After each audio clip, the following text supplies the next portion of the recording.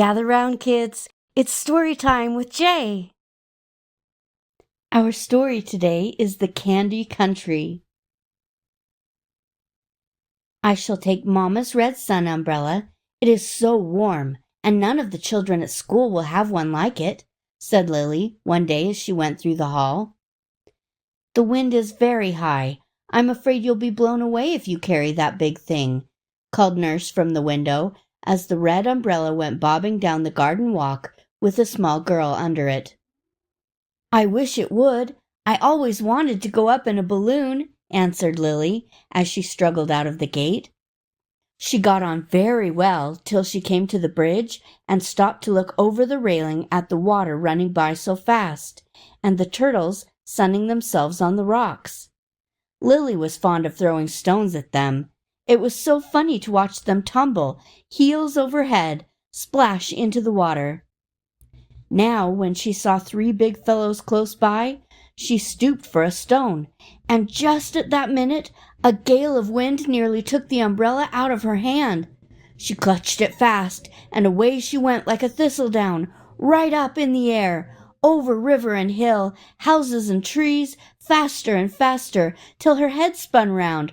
Her breath was all gone, and she had to let go. The dear red umbrella flew away like a leaf, and Lily fell down, down, till she went crash into a tree, which grew in such a curious place that she forgot her fright as she sat looking about her, wondering what part of the world it could be. The tree looked as if made of glass or colored sugar, for she could see through the red cherries, the green leaves, and the brown branches. An agreeable smell met her nose, and she said at once, as any child would, "I smell candy." She picked a cherry and ate it. Oh, how good it was! All sugar and no stone. The next discovery was such a delightful one that she nearly fell off her perch, for by touching her tongue here and there, she found that the whole tree was made of candy.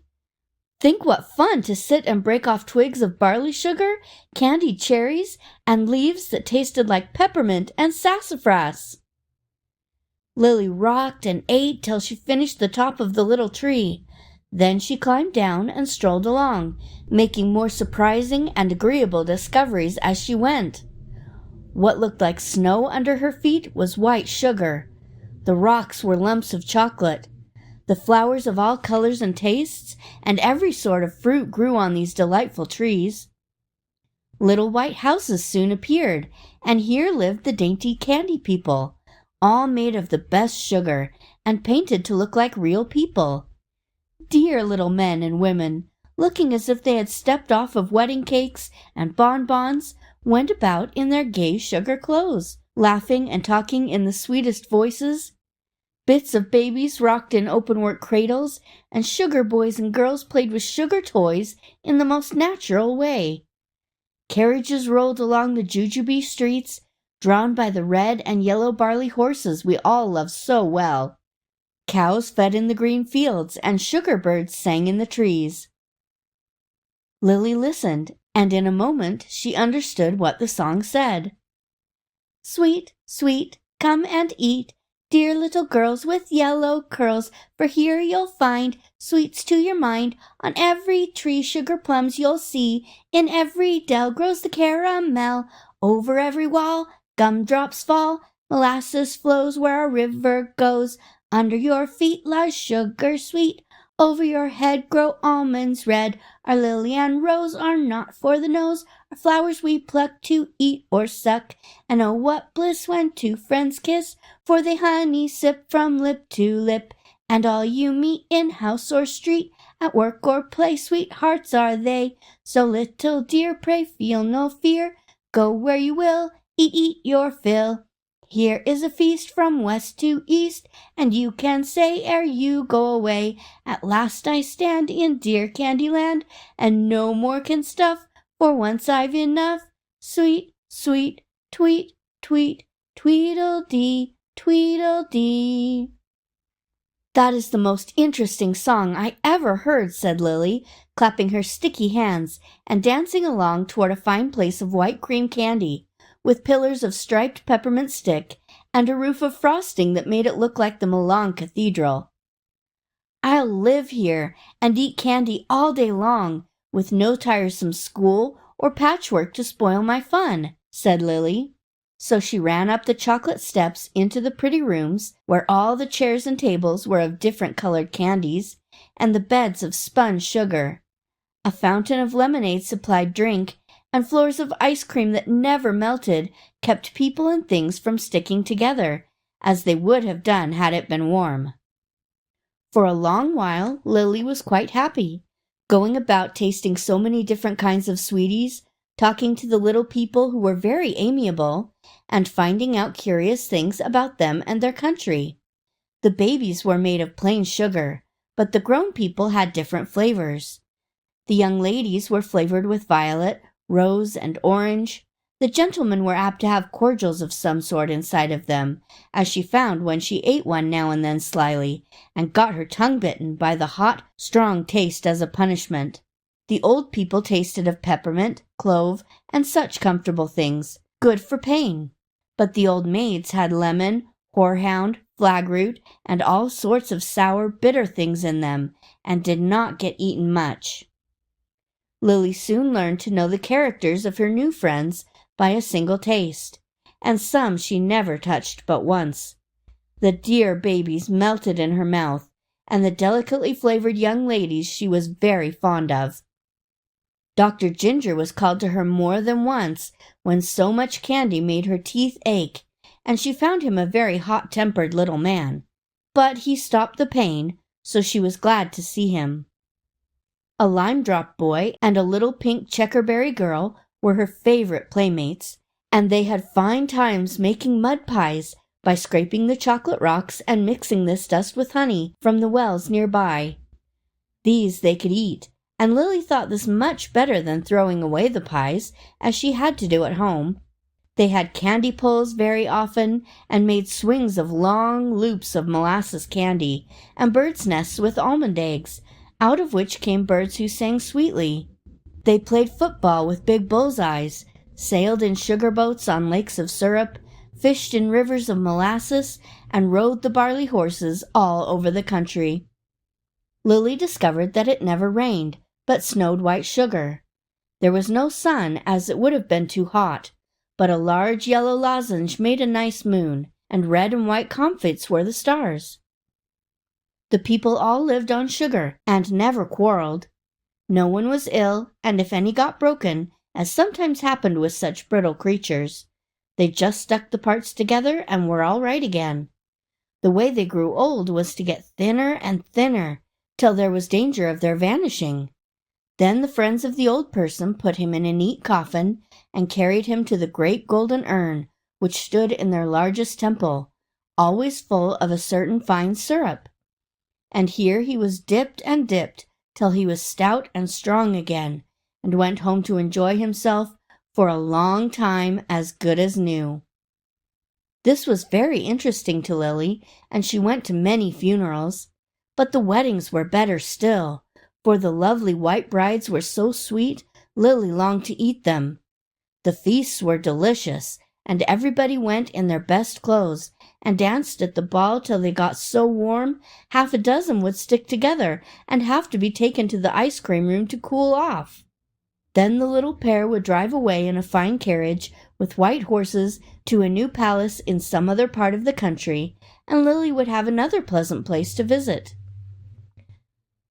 But by and by, when she had seen everything and eaten so much sweet stuff that at last she longed for plain bread and butter, she began to get cross, as children always do when they live on candy.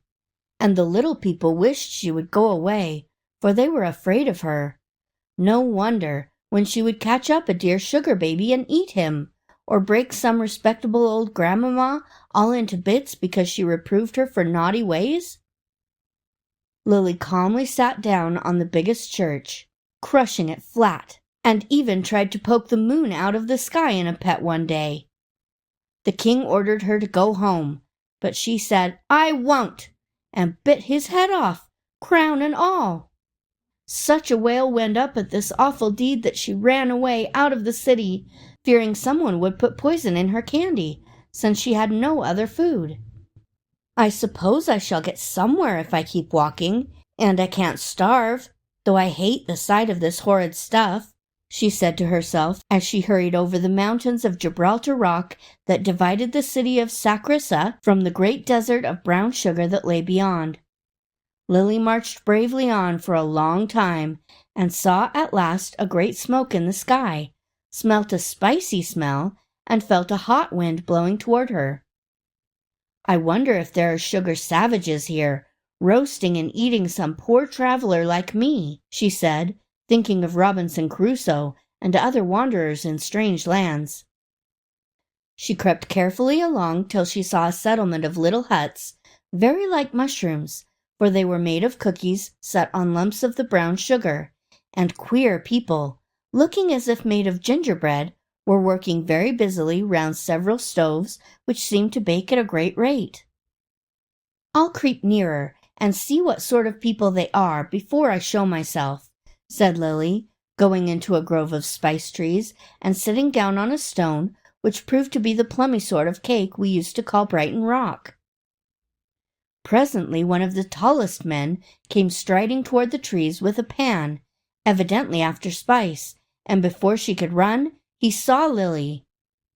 "Hello, what do you want?" he asked, staring at her with his black currant eyes, while he briskly picked the bark off a cinnamon tree. "I'm traveling, and would like to know what this place is, if you please," answered Lily very politely, being a little frightened. "Cakeland. Where do you come from?" asked the gingerbread man in a crisp tone of voice. "I was blown into the candy country and have been there a long time, but I got tired of it and ran away to find something better." "Sensible child!" and the man smiled till Lily thought his cheeks would crumble. "You'll get on better here with us brownies than with the lazy bonbons, who never work and are all for show. They won't own us, though we are all related through our grandparents' sugar and molasses. We are busy folks, so they turn up their noses and don't speak when we meet at parties. Poor creatures, silly and sweet and unsubstantial, I pity 'em." "Could I make you a visit? I'd like to see how you live and what you do. I'm sure it must be interesting," said Lily, picking herself up after a tumble, having eaten nearly all the stones, she was so hungry. "I know you will. Come on, I can talk while I work." And the funny gingerbread man trotted off toward his kitchen, full of pans, rolling pins, and molasses jugs. "Sit down. I shall be at leisure as soon as this batch is baked. There are still some wise people down below who like gingerbread, and I have my hands full," he said, dashing about, stirring, rolling out, and slapping the brown dough into pans, which he whisked into the oven and out again so fast that Lily knew there must be magic about it somewhere.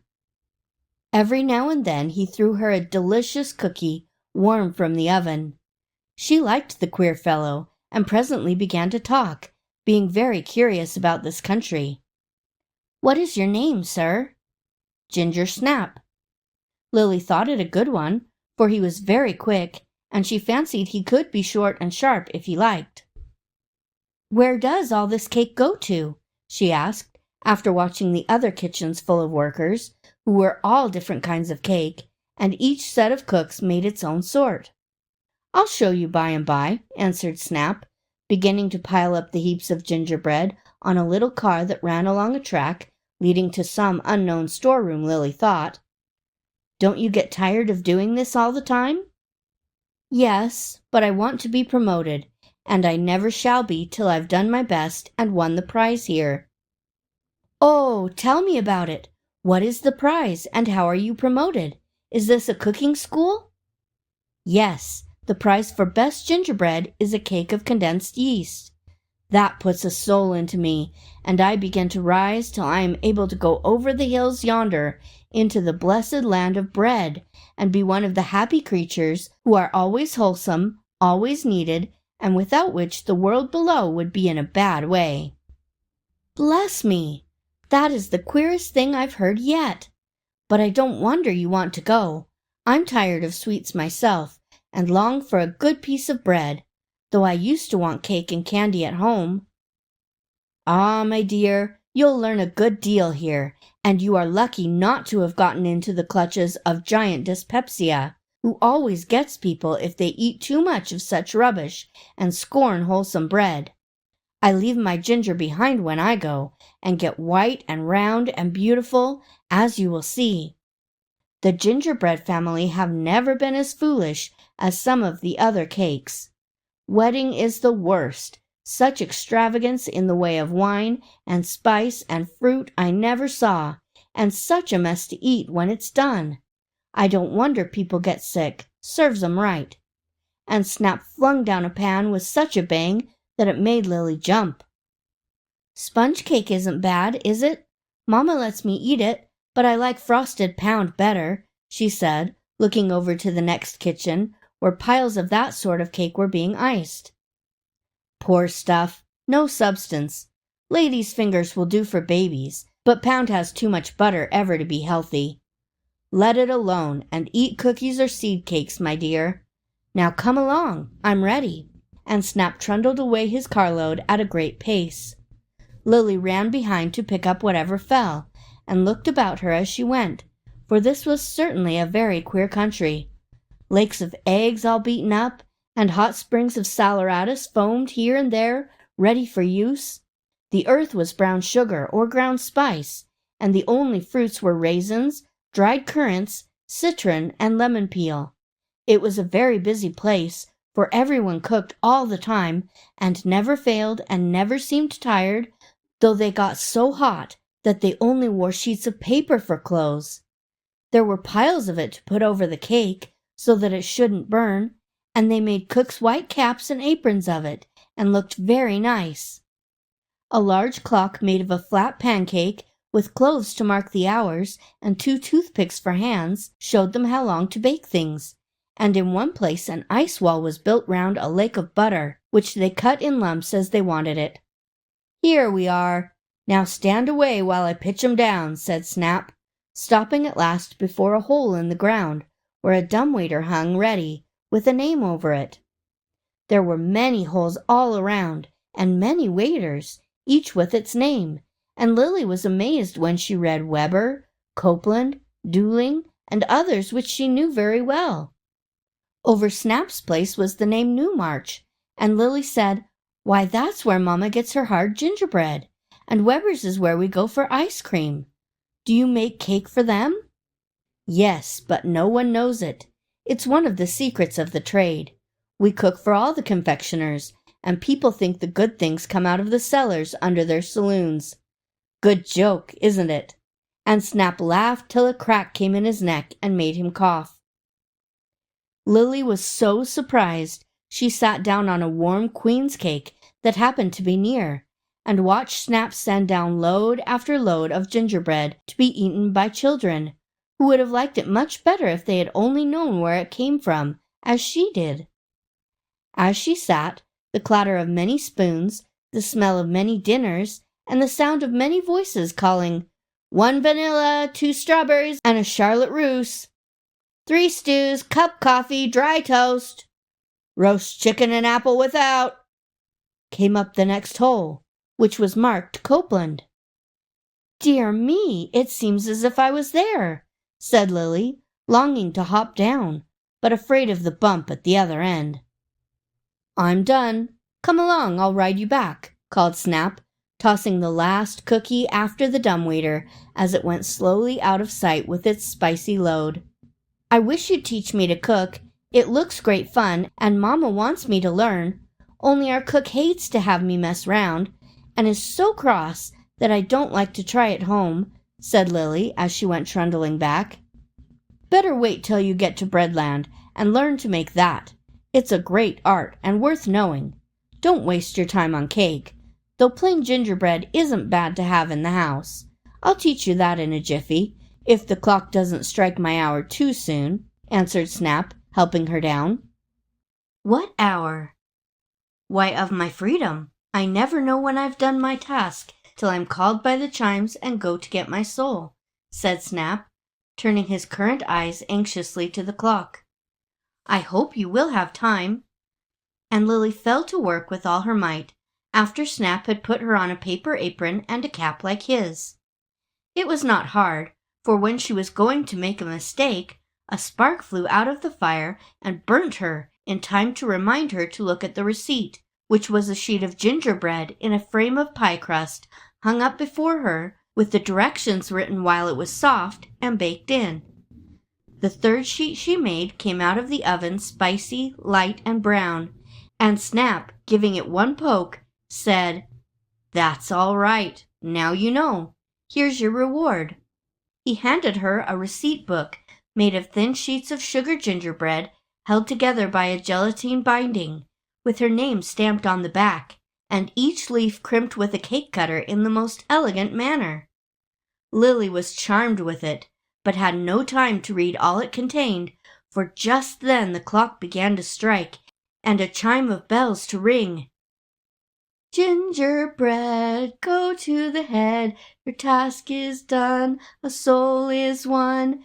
Take it and go where muffins grow, where sweet loaves rise to the very skies, and biscuits fair perfume the air. Away, away, make no delay, in the sea of flour plunge this hour. Safe in your breast let the yeast cake rest, till you rise in joy, a white bread boy." "Ha ha!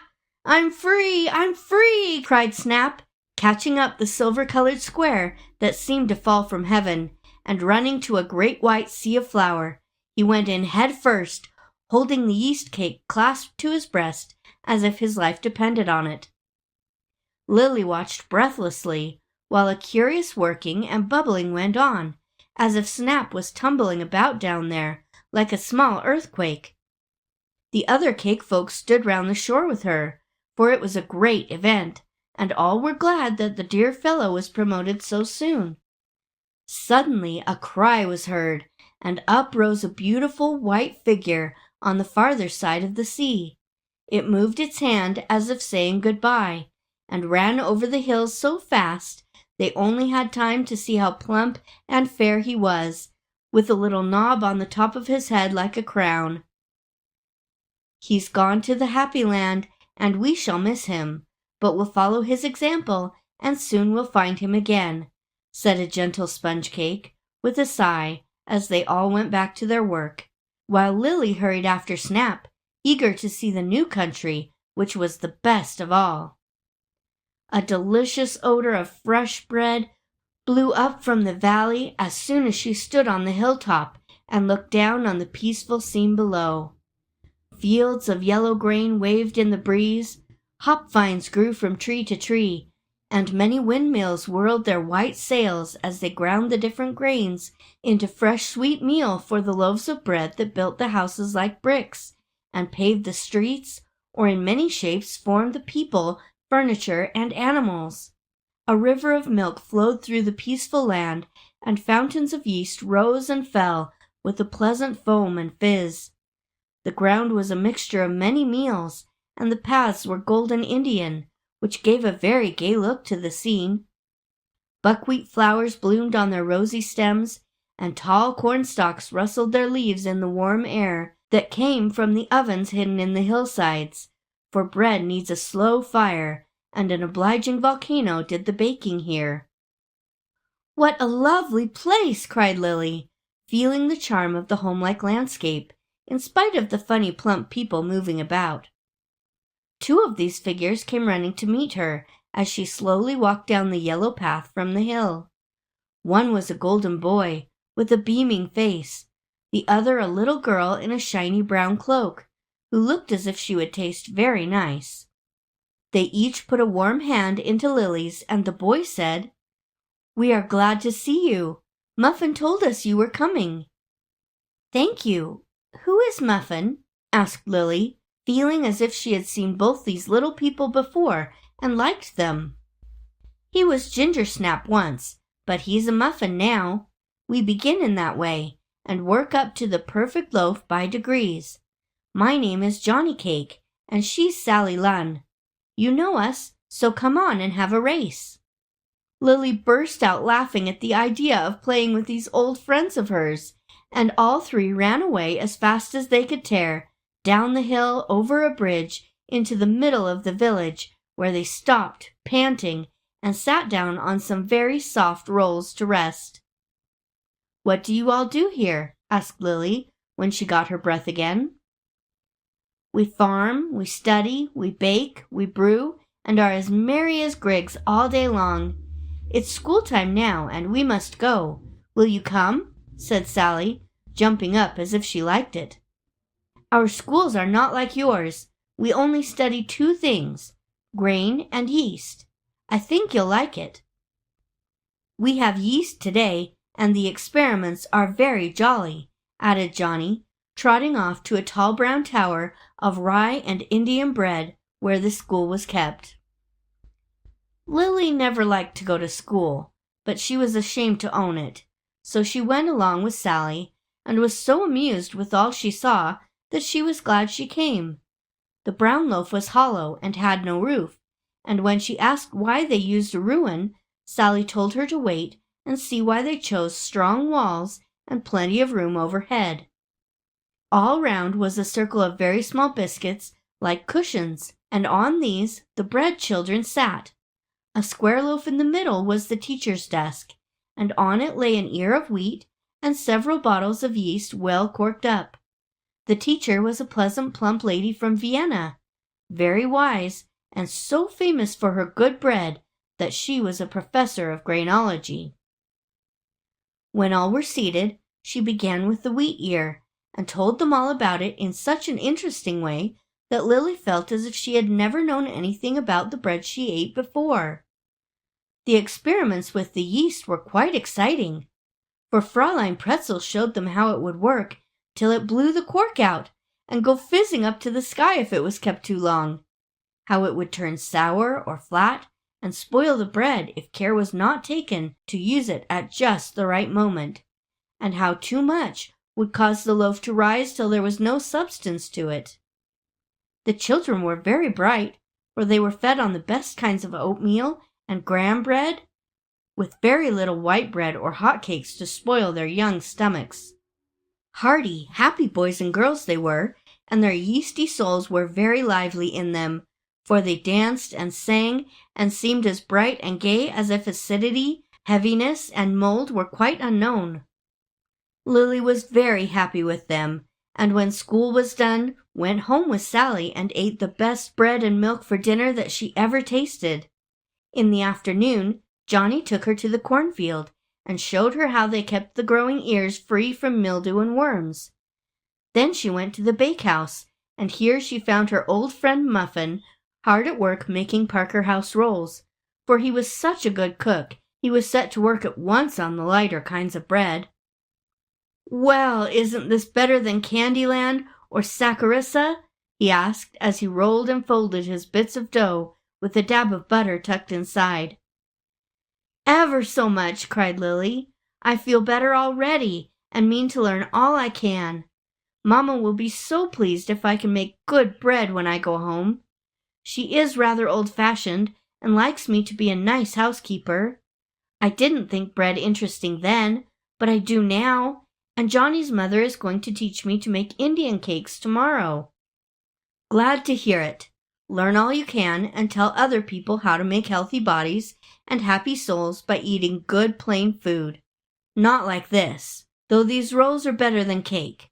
I have to work my way up to the perfect loaf, you know, and then, oh then, I'm a happy thing." "What happens then? Do you go on to some other wonderful place?" asked Lily, as Muffin paused with a smile on his face. "Yes, I am eaten by some wise, good, human being, and become a part of him or her. That is immortality and heaven, for I may nourish a poet and help him sing, or feed a good woman who makes the world better for being in it, or be crumbled into the golden porringer of a baby prince who is to rule a kingdom. Isn't that a noble way to live, and an end worth working for?" asked Muffin, in a tone that made Lily feel as if some sort of fine yeast had got into her and was setting her brain to work with new thoughts. Yes, it is. I suppose all common things are made for that purpose, if we only knew it, and people should be glad to do anything to help the world along, even making good bread in a kitchen, answered Lily, in a sober way that showed that her little mind was already digesting the new food it had got. She stayed in Breadland a long time, and enjoyed and learned a great deal that she never forgot. But at last, when she had made the perfect loaf, she wanted to go home, that her mother might see and taste it. I've put a good deal of myself into it, and I'd love to think I had given her strength or pleasure by my work, she said, as she and Sally stood looking at the handsome loaf. You can go whenever you like. Just take the bread in your hands and wish 3 times, and you'll be wherever you say. I'm sorry to have you go, but I don't wonder you want to see your mother. Don't forget what you have learned, and you will always be glad you came to us, said Sally, kissing her goodbye. Where is Muffin? I can't go without seeing him, my dear old friend, answered Lily, looking round for him. He is here, said Sally, touching the loaf. He was ready to go, and chose to pass into your bread rather than any other, for he said he loved you and would be glad to help feed so good a little girl. How kind of him! I must be careful to grow wise and excellent, else he will be disappointed and have died in vain, said Lily, touched by his devotion. Then, bidding them all farewell, she hugged her loaf close, wished 3 times to be in her own home, and like a flash she was there. Whether her friends believed the wonderful tale of her adventures, I cannot tell, but I know that she was a nice little housekeeper from that day, and made such good bread that other girls came to learn of her.